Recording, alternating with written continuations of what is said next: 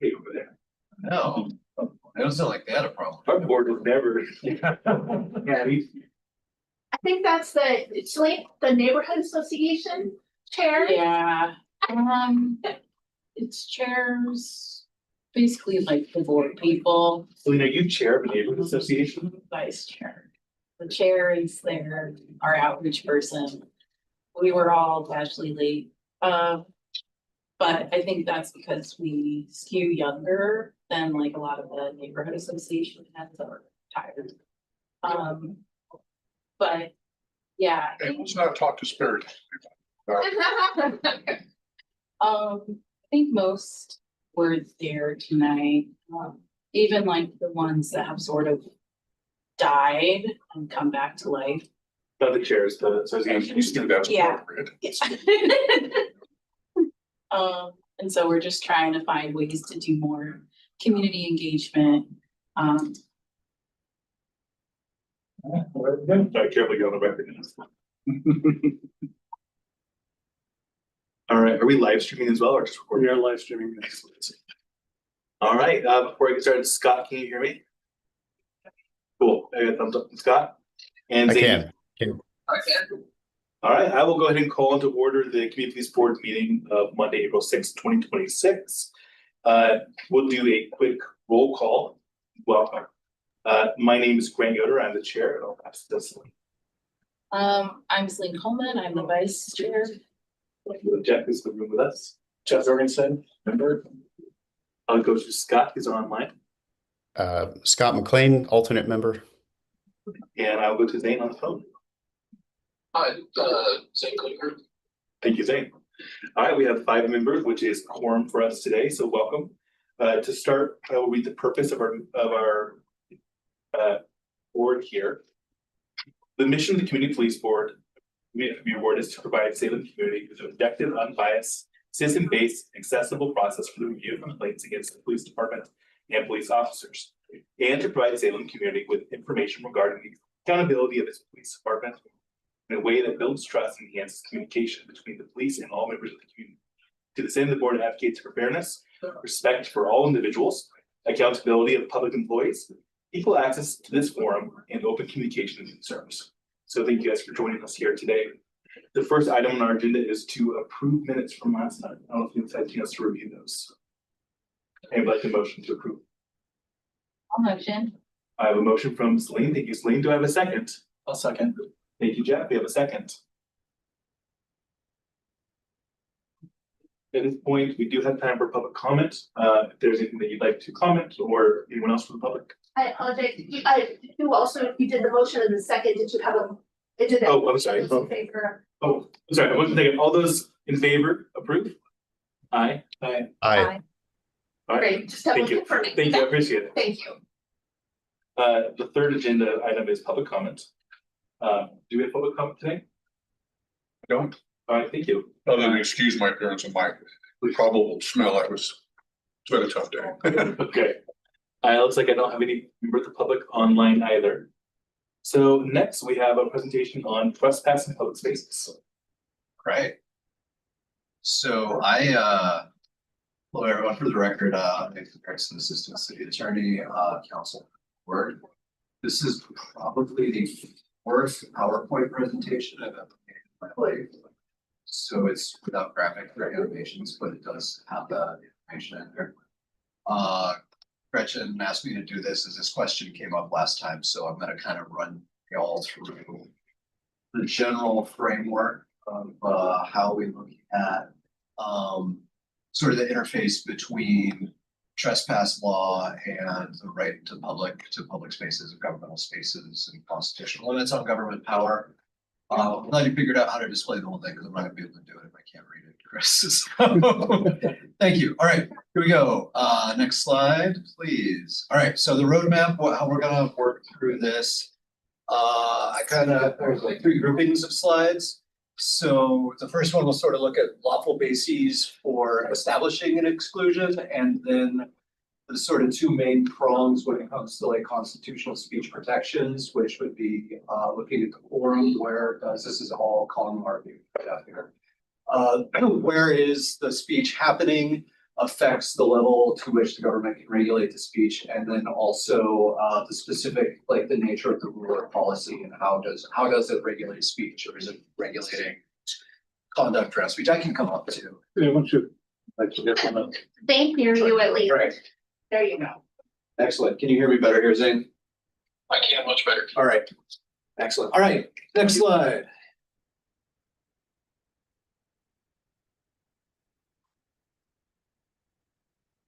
Thank you, Chris. Okay, so here's our main trespass statute, trespass in the second degree, ORS 164.245.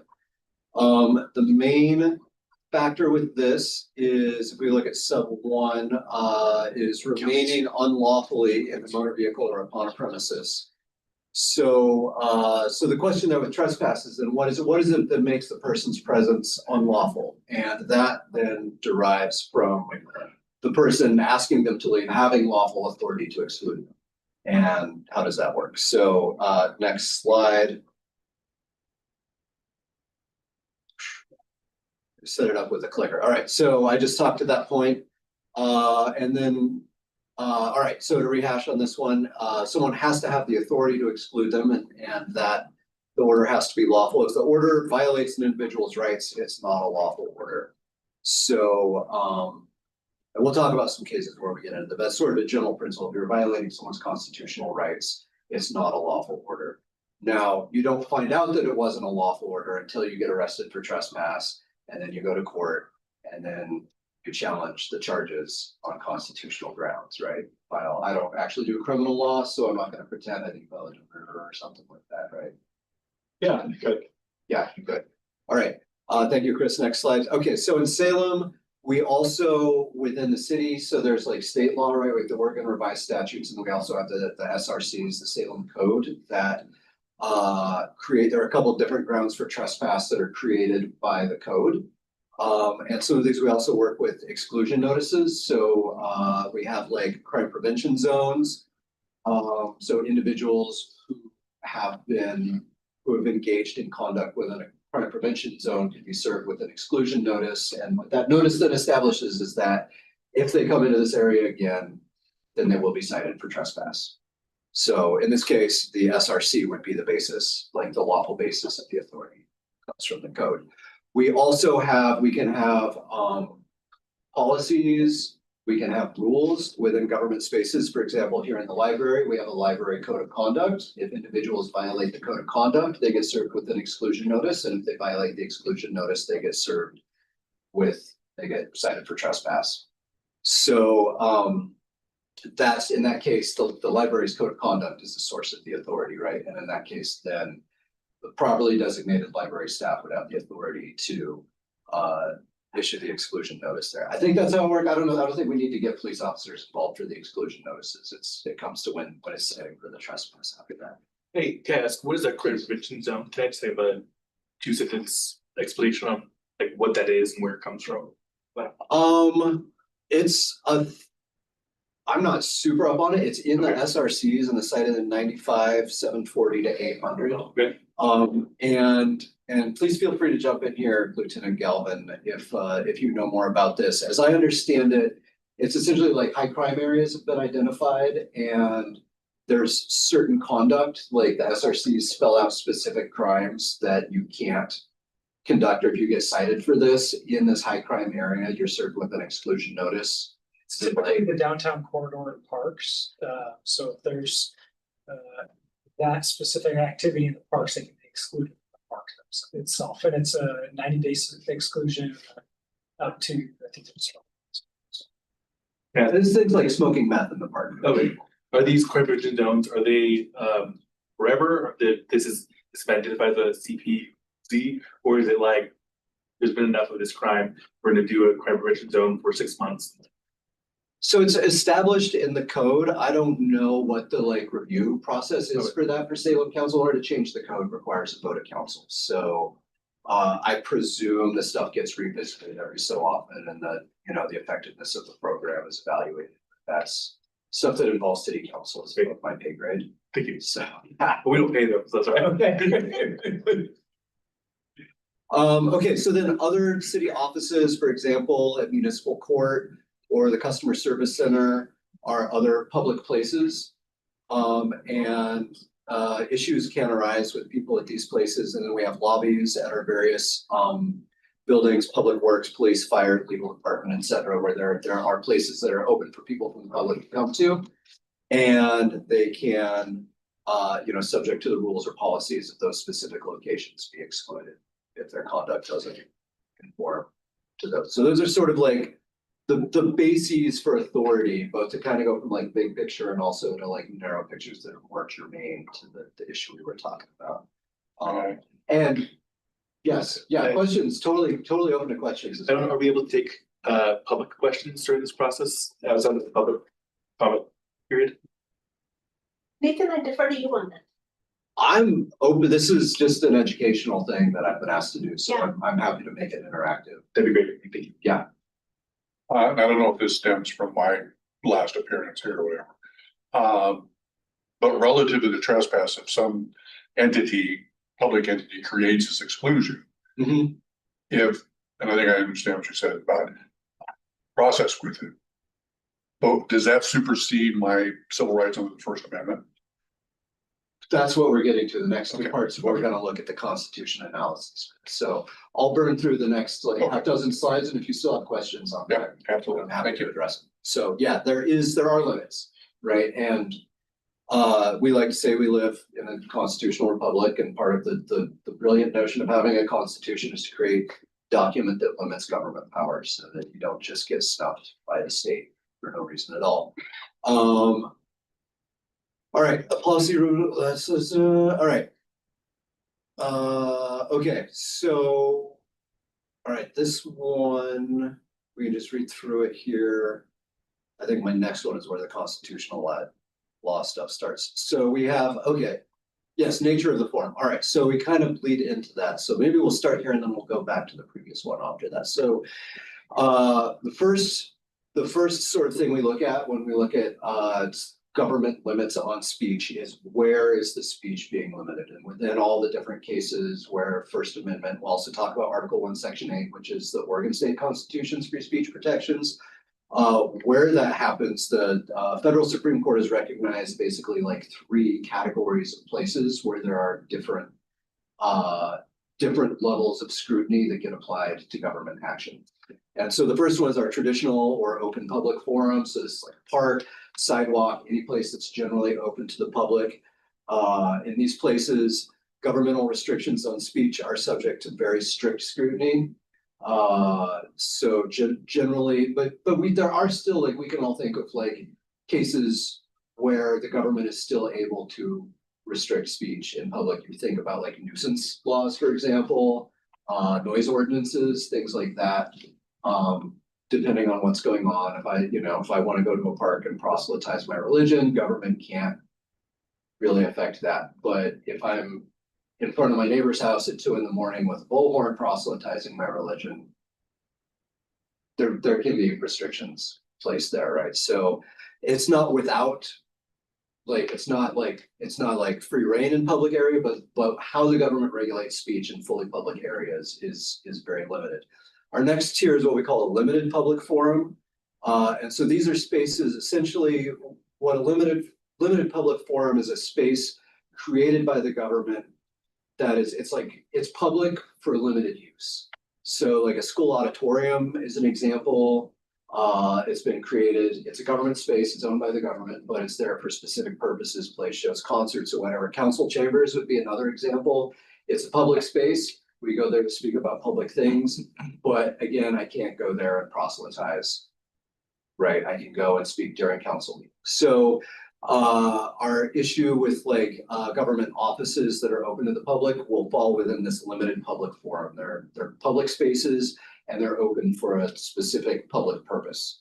And that purpose is essentially transacting with the government about the business that's going on there. So when we look at how the courts look at anything that regulates speech in a limited public forum, the regulation has to be viewpoint neutral and reasonable in light of the purpose served by the forum. So this is all, I'm sure Jeff's having law school flashbacks right now. What viewpoint neutral means is essentially what this means is you can't say like, I'll stick with the proselytizing because it's easy, like you can't say, you know, no preaching Christian religion.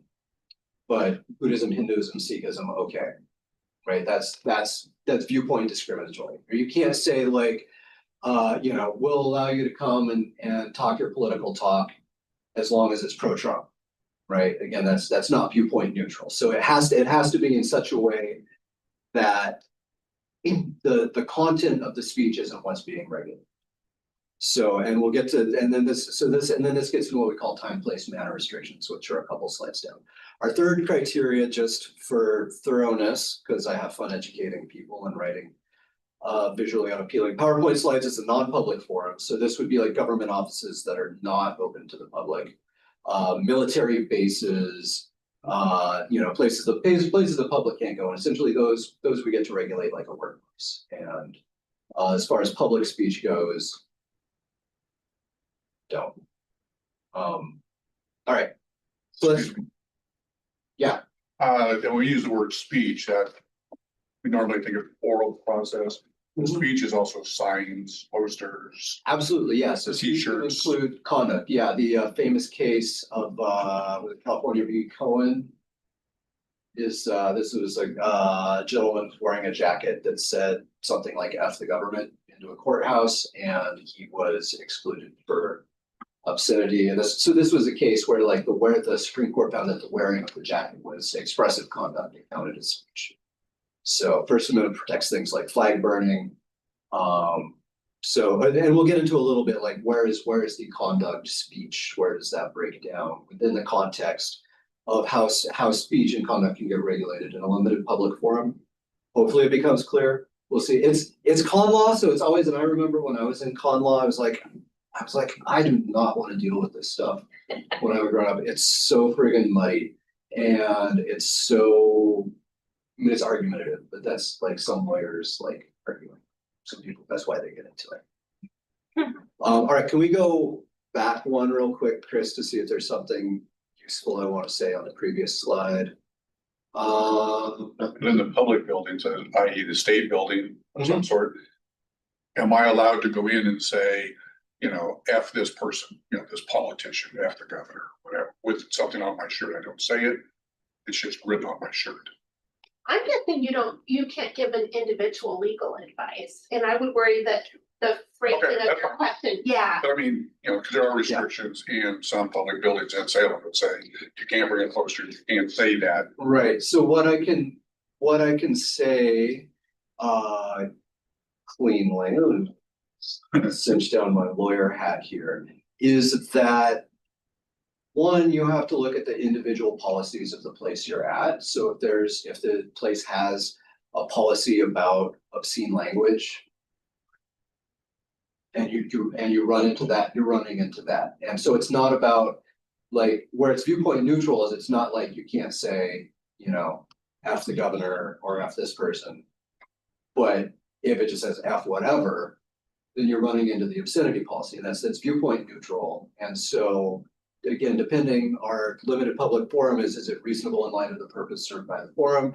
If it's a publicly funded daycare, you're really not going to be able to get away with it, right? If it's, you know, like in Cohen v. California, it was a courthouse, and it was very arguable whether the speech was appropriate within the courthouse or not. I think because it was during the Vietnam War and it had to do with the draft or something like that, so they felt that it was the message was important. And this is where it gets muddy, is often like the courts will get into like, is this speech on a matter of public concern or not?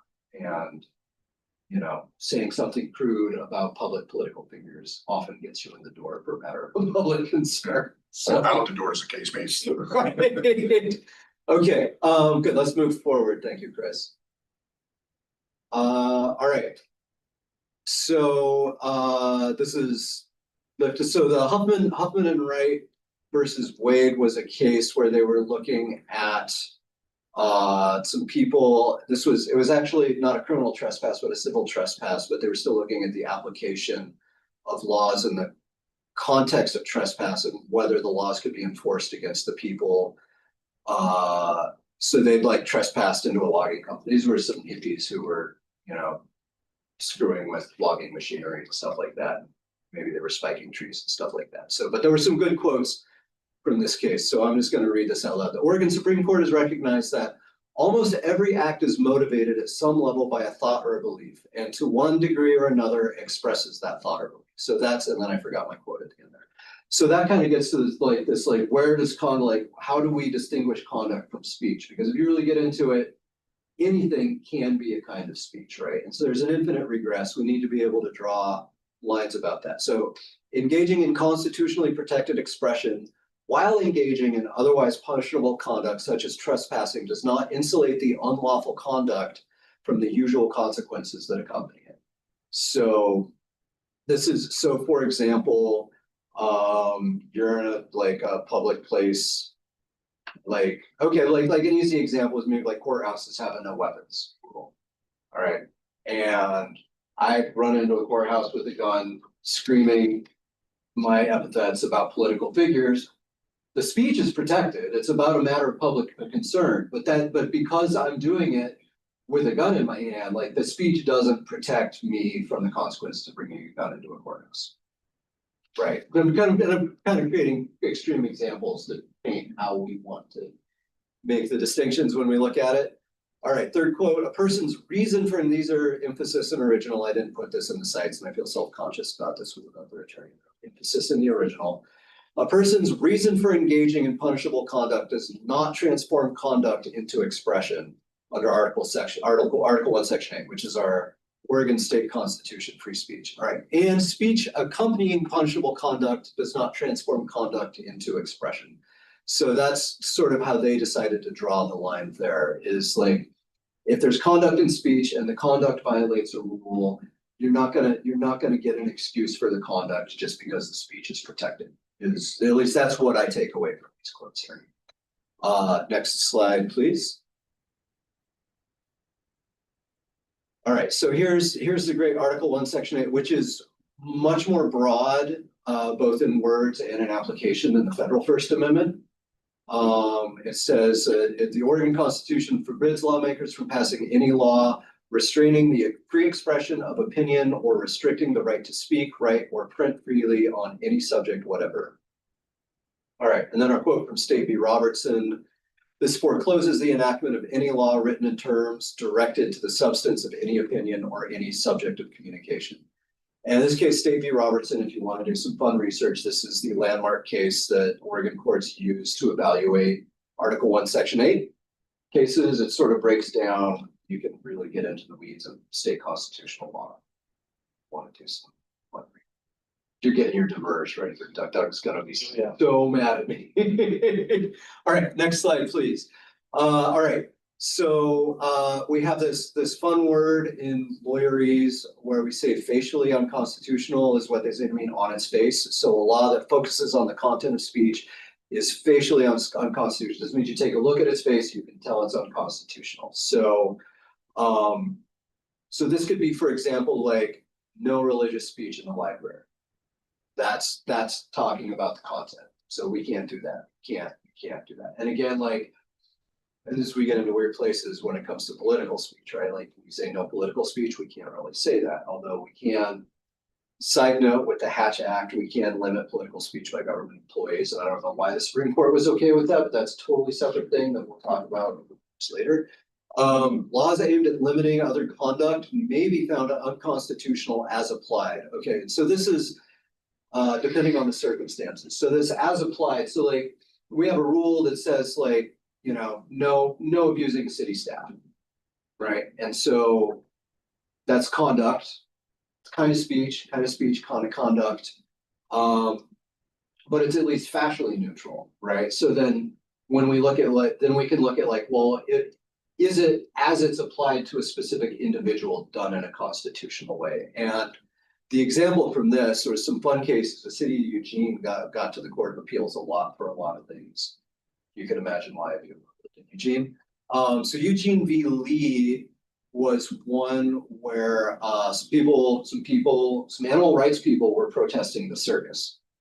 And they were out in the parking lot of the circus with a bunch of signs, and they were like yelling at all the people going to the circus about how evil it was and how terrible it was for the animals and all of that. And Lee, and they were asked to leave, it was at the fairgrounds there on 13th Street. They were asked to leave the fairgrounds, so they're out on the sidewalk out in front. And Lee was cited for obstructing a public right of way.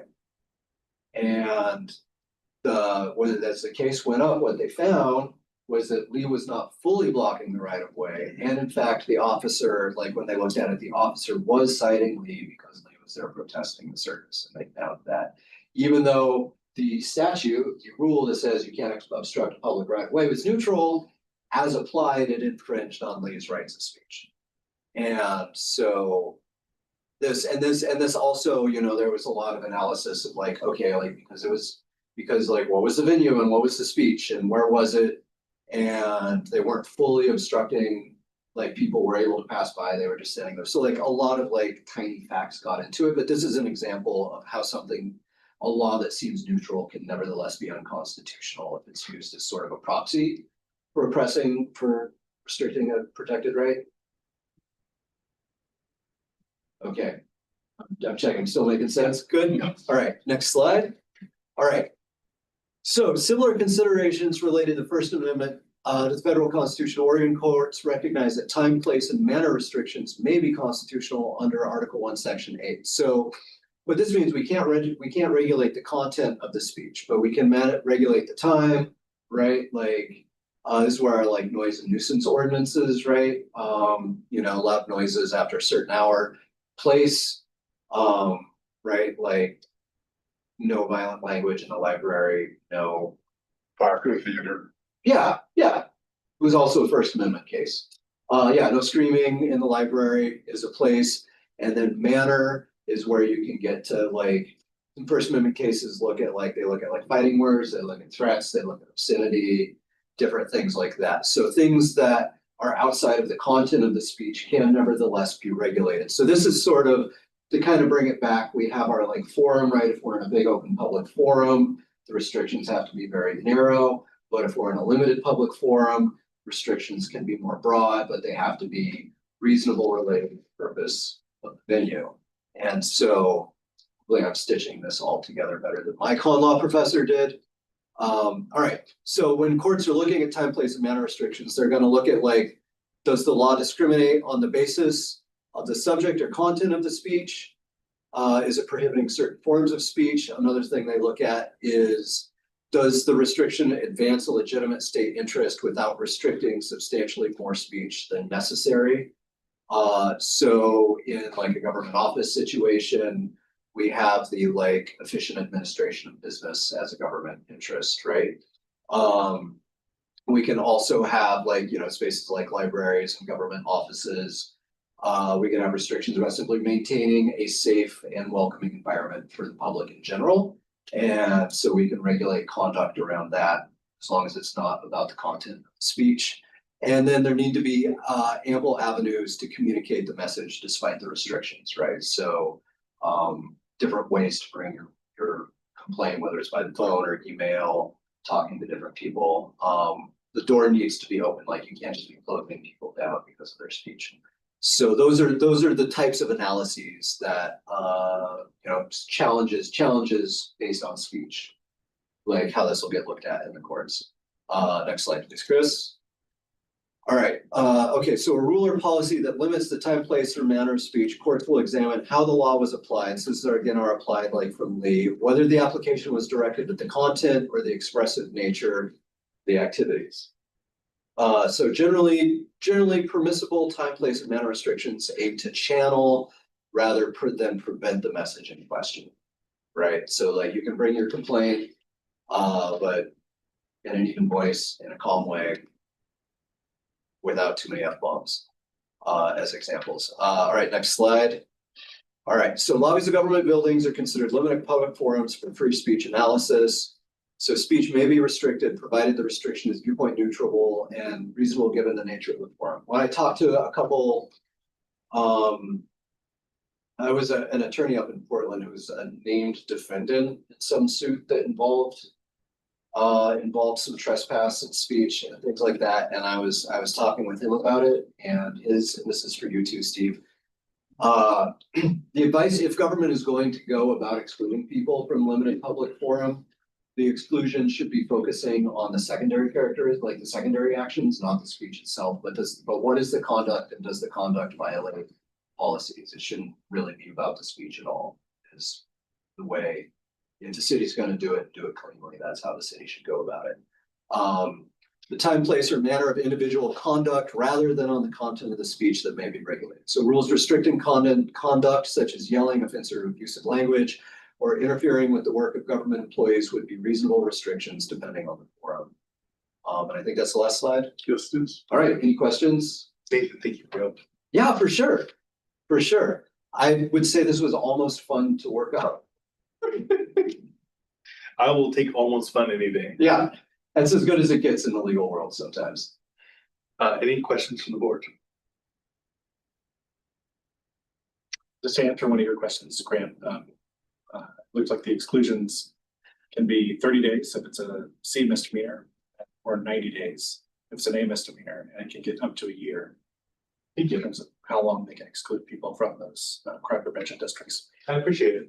I'm curious from some of the board members who requested this, if they have any additional questions lingering, or if this satisfied with what they were hoping for?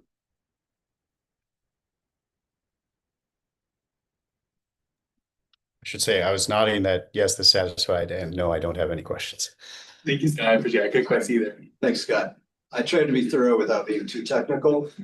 Yeah,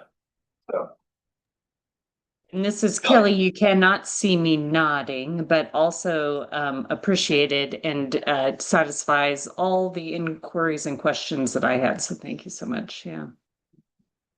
thank you. Yeah. I found this really helpful as far as the legal authority. I am so curious at some point to discuss kind of the police's actual policy and conversations about it when it comes to the decisions made within this legal authority to actually move forward with it. May I ask a question? Sure. I don't know if you're familiar with kind of my drum I had or whatever, as far as my words were trespassed with the Salem Police Department. Okay. Not my presence, it's just my specific words related to the complaint that's on the tape. I believe, because we had a similar issue with the citizen complaint in 24, that it's kind of a standard practice in government offices, like there's a certain point, and I wasn't there, and so I don't know the facts of what happened, so I'm gonna just speak generally with members of the public who come with an issue to any department. With our guy, with the Mr. Greenway from 24, was at a state office in the building plans department. But generally, like if you come to an office for help and you interact and public officials feel they've done what they can to help you with your complaint, like sort of the line that gets drawn in the spirit of allowing for ongoing efficient administration of government business is, thank you. If you have more information, or you have something new, or you have a different complaint, you're welcome, but we've done what we're gonna do with this. And that's tends to be where the line gets drawn.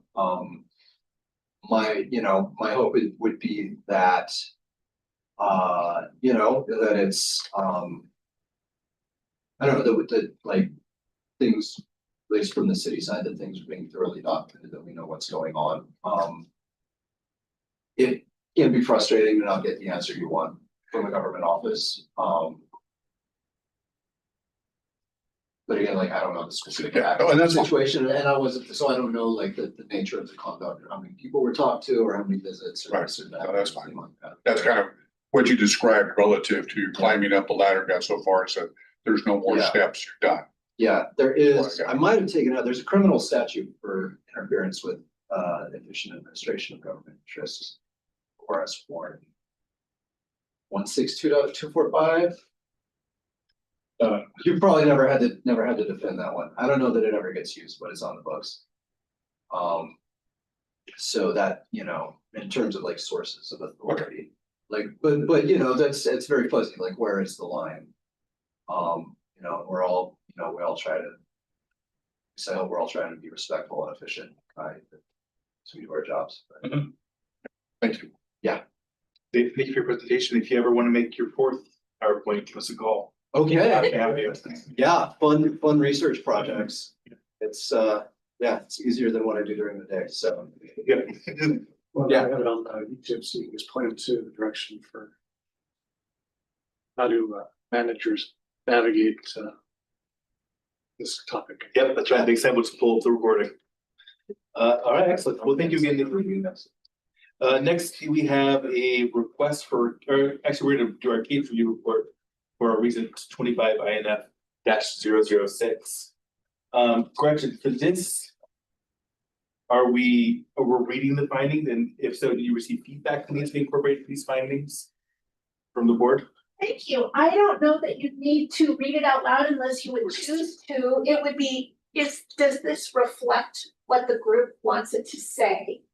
And if yes, you can vote to approve the language and we can collect signatures. If no, we can make adjustments and then go from there. Excellent. Has everyone had an opportunity to read through this draft finding? Or let me rephrase that. Has anyone not? Or do you have anything? It hasn't been changed since what we received, right? Great, I don't see any changes. Yeah.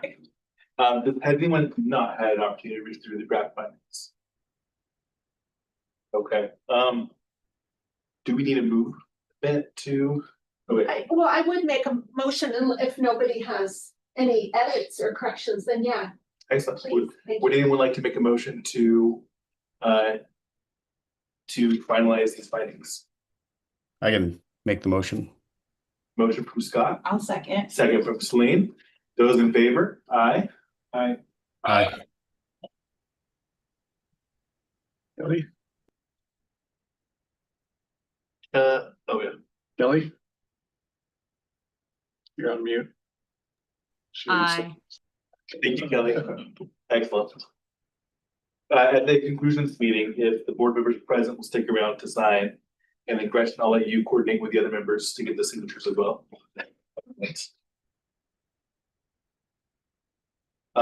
Now to move on to our next item, we do have a request for review. We have one received. Kelly and Scott, have you guys received your copies? Normally, I like to read through Yes. these collectively, just to make sure that we're all on the same page at them. This one is handwritten, which sometimes make it hard to read out loud. If it's okay with everyone, I think maybe we'll just take a couple of minutes to read it to ourselves, and I'll check in here in Thank you. a few minutes to see if we're ready. I personally have not read this yet, so it'll take me a couple minutes to get through it.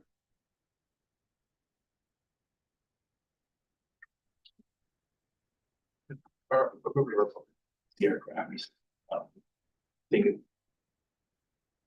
Finalize it. This was not. Great. I think, so. Great. Fascinating.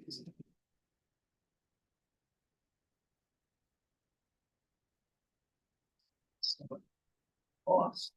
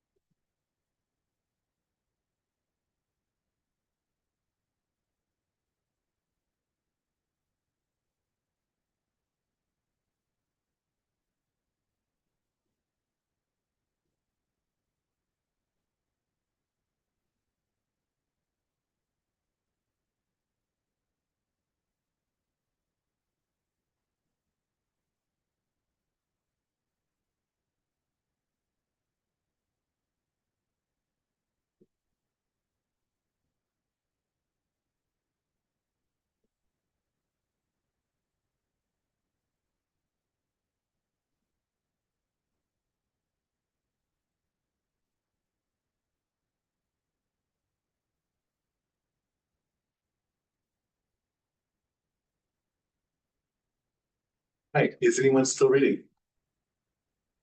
I'm trying to be the class. No, Troy. Gretchen, is there something you want to verify? Yes. Thank you, you can sense it, huh? I did want to point out one matter, the person who submitted the complaint is speaking of two topics, and you might have picked up on that partway through. One of the topics has been reviewed by the professional standards unit and is ready for your consideration for case review. The second topic is not yet, and so we wouldn't be offering you yet that one, because you might remember the police first need to complete their process. The topic that's ready for your consideration for a case review relates to the discussion about the neighbor across the fence and the threatening communication and the response.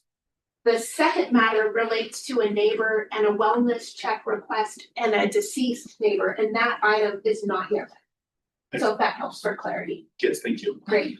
Are you able to pull up our criteria that we can weigh these cases I against? am, and they're right here for you, Grant. I'm sorry I can No, I read them, appreciate it. or I have them right here if that helps Thank you. Yeah, And I think that's all that we need right now.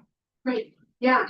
We can essentially ask against those four criteria. Yes, The criteria that we are able to use to determine if we will move forward with the request is one.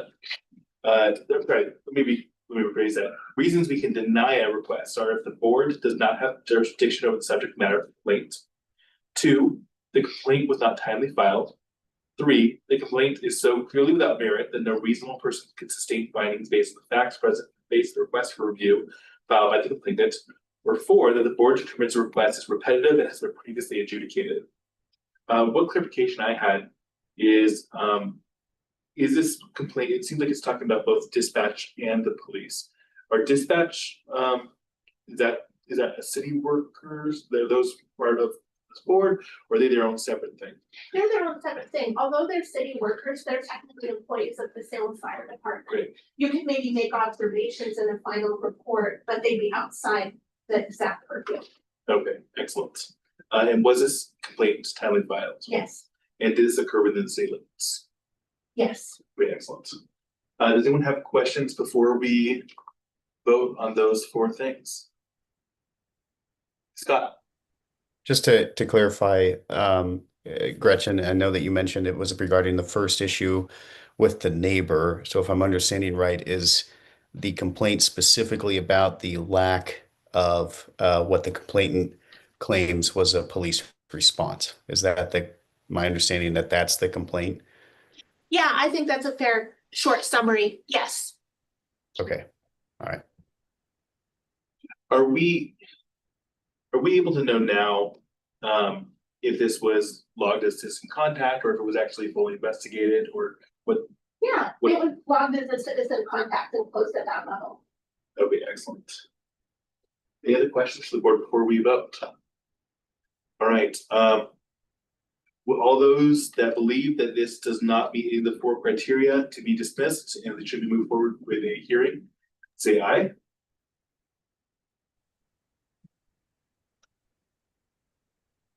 All those who believe this does not meet the criteria, that those 4 reasons could not be moved forward, say nay.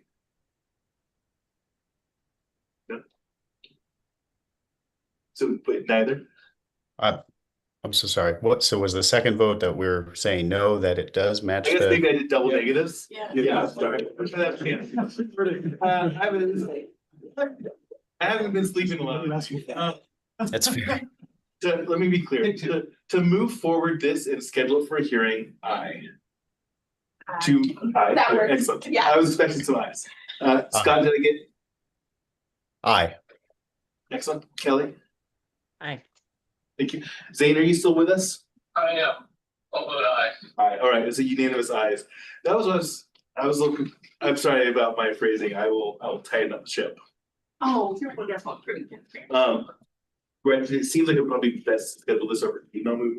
And in the Okay. past, we talked about sitting here, Sounds good. kinda, I'd be happy to. I've got some dates that I pre-checked with the complainant and our staff team, so I will send those out promptly. If you let me know err on the side of telling me all of them, because I'm looking for the universe of one that works for everybody. Thank you. And real quick, just for my sake going into that, do you know when this was filed and what our timelines are for setting a hearing for it? Thank you. Not off the top of my head, but Great. the dates I have proposed are in May and June, which would meet the timeline. Thank you, I appreciate it, Gretchen. Yeah. Okay, this brings us to section 7, board member comments. I have some comments that I'll do, but I'll go toward the end if anyone else has comments in the meantime. We don't have any comments? I might have some, just depending on your comments. Any comments online or on the phone? All right, Generally speaking, or about the specific complaint? these are general comments now, we're on to our 7th. All right, I actually have a couple comments. One comment is, I would like to request once more that we have follow-up on the results from Greenway's decision 2024. I know we've requested this a few times now, so I'm hoping that we can have a presentation to the board on what the results of our recommendations were, and what happened when that report after was submitted. Yeah. One follow-up I have also for next week, Nathan, this was asked you, is if we've had an opportunity to review the board charter and have a little bit more certainty headed into our hearing about majority vote towards the end. Because next Tuesday we have our next hearing, Okay, so I'm hoping for some clarity. all right, I'll have an. PowerPoint with that? Okay, great. Thank you, I appreciate it. Oh, we created one. My third of 4 comments, and I'll stop after 4, I promise, is I want to acknowledge that since we last met, Chief Womack has put in their retirement, and thank you, Chief Womack, for service and their time with the city. And also, I'd like to invite people who are making decisions about our next chief to have a conversation with our board about what their priorities are and what they're looking for. And then finally, there's been a lot in the news lately in Oregon about license plate cameras and AI license plate cameras. I'm aware that we don't use some services that were pretty controversial, but I'm very curious about the service we do use, the policy surrounding it, and the security measures in place to keep our privacy safe. So I'd like to request that could be a presentation for the board as well. Thank you. License plate cameras, what is the service? What is the policy? And how do we keep people safe? Yeah, what are our policies, the uses we have around it, and then especially security measures when it comes to data and privacy surrounding those. There have been other companies that are similar to license plate cameras that have been having data leak like that. What do I call?